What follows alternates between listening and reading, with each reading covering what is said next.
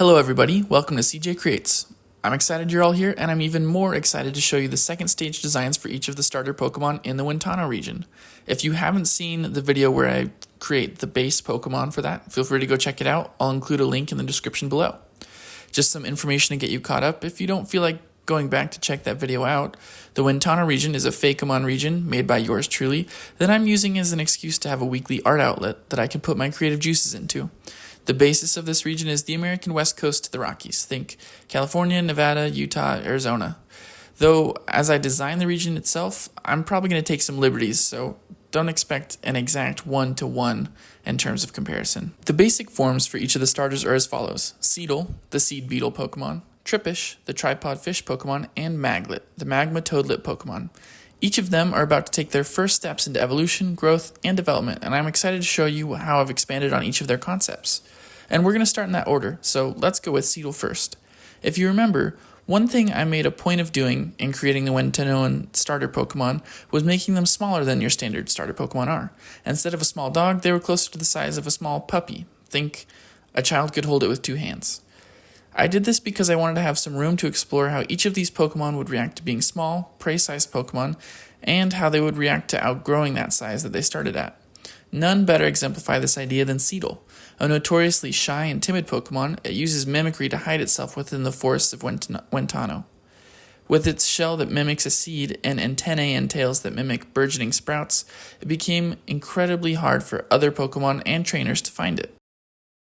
In evolving, what if Seedle resented the need to hide itself? Even if only imagined, it makes sense that a Pokemon who spent much of its early life in hiding would be upset about that. In fact, what if it became so angry about this oppressed lifestyle that when it evolved, it became the aggressor, insistent that other Pokemon or people could never understand what it had been through, and that the only way was to make them understand? In this sense, it becomes a villain, a bug-gone rogue who seeks to enact revenge on those who it feels wronged by. In its aggression, it trains rigorously and becomes an excellent fighter. These Pokemon become terrors to the forest they inhabit, taking action into their own hands, seeing themselves as only balancing the scales and not doing anything wrong. You'll notice that the design for this Pokemon isn't a beetle anymore. Don't worry, there's a canon explanation for that. In turning down this dark path of revenge, Seedle's second stage casts off the shell that it once hid behind, viewing it as a crutch. Instead, its leaf-shaped wings now hide its body instead, making it an excellent, stealthy assassin in the treetops. And actually, that's a fitting description because now it's based on an assassin bug, and that's a real bug. It uses its fists and sharp nose to enact its own justice on the forest and those who inhabit it. Like I said, mimicry is an important part of this bug's path to evolution. What was once a defensive strategy to protect itself has now become the ultimate weapon in enacting its revenge. While the second stage starters are often quite moody, I may have taken this a little far, but I still think it's a fun concept to have a Pokemon that isn't just angsty but is actually misguided entirely and maybe doing something wrong. Admittedly though, I'm going to keep it because, like I said, I think it's interesting and it's going to make this third stage evolution coming down the line much more powerful and impactful. So let me know if you can guess what's coming.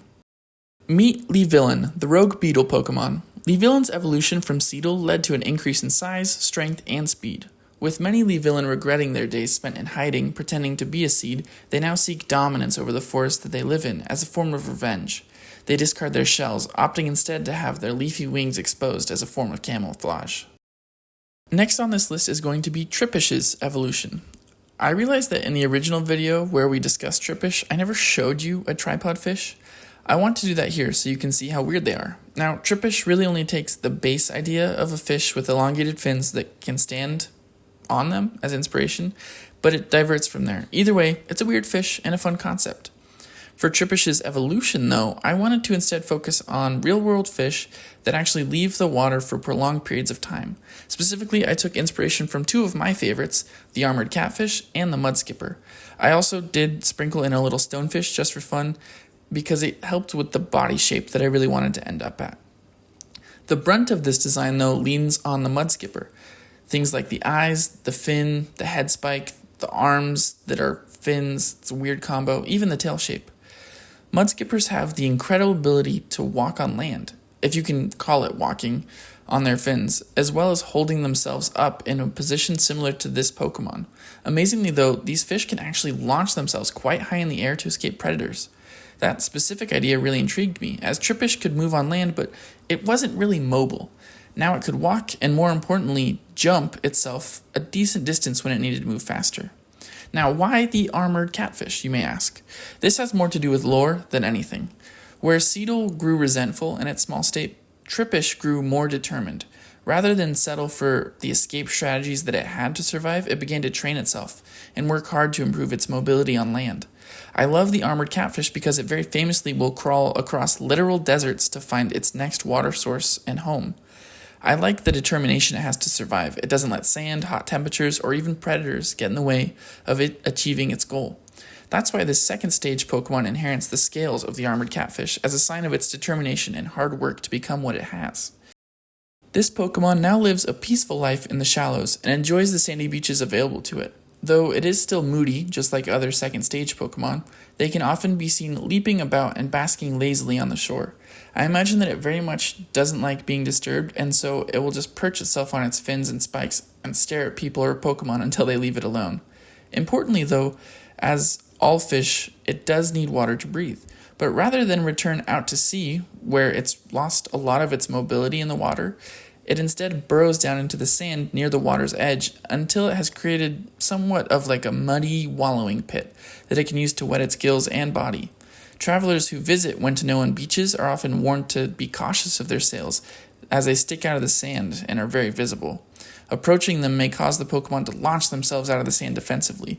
With their sharp horns and fin spines, serious damage can be dealt without too much effort, making it much safer to leave them alone as they bask.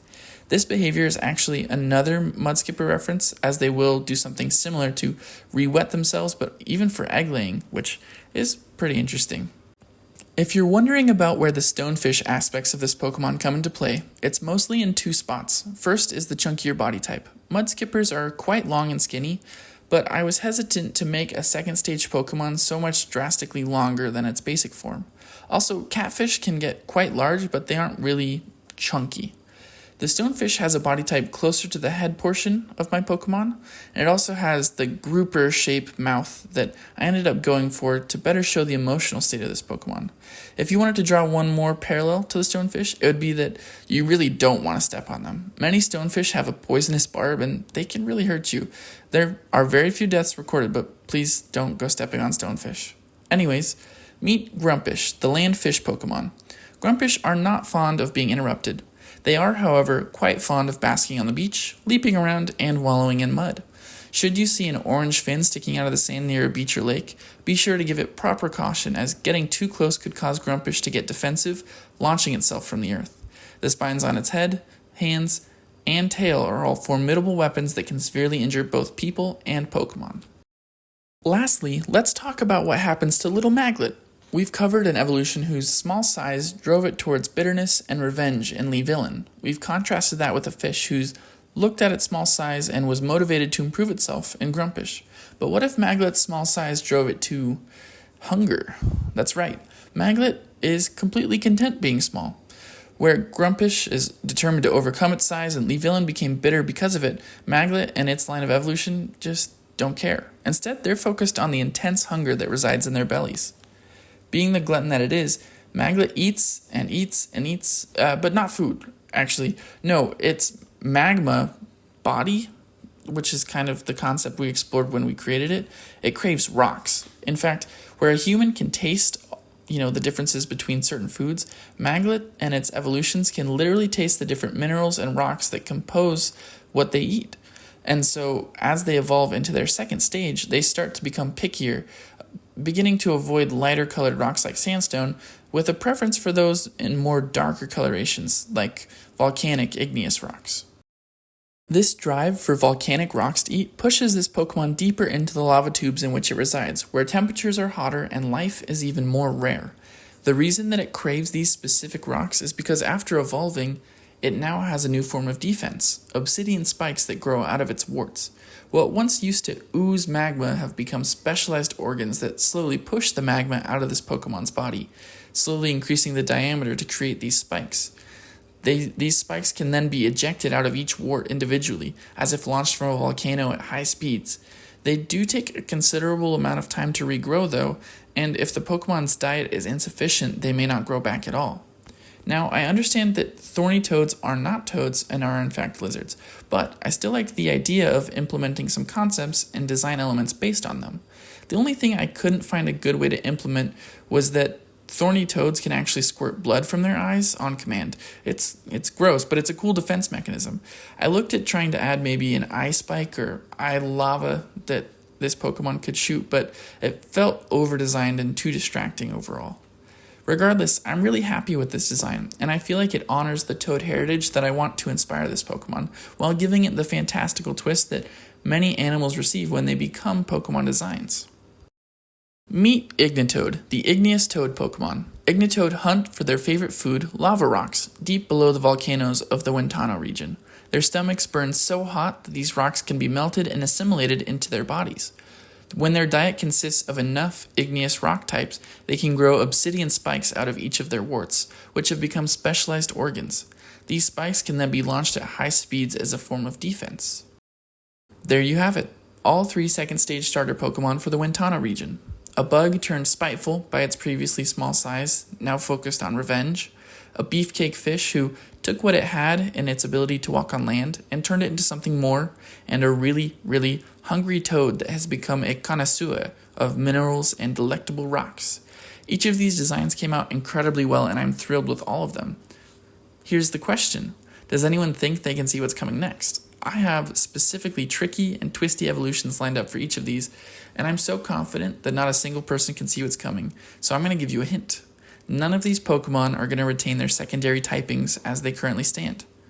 Their evolutions are going to undergo some massive and thematic transformations that align with their themes and stories to make them some of the most interesting Pokemon I've ever conceived. I'm so excited to show you what I have cooking. Until then, stay safe out there, and draw some Pokemon of your own. I want to see what you guys are working on. Show me how you interpret what it means to be a Pokemon trainer.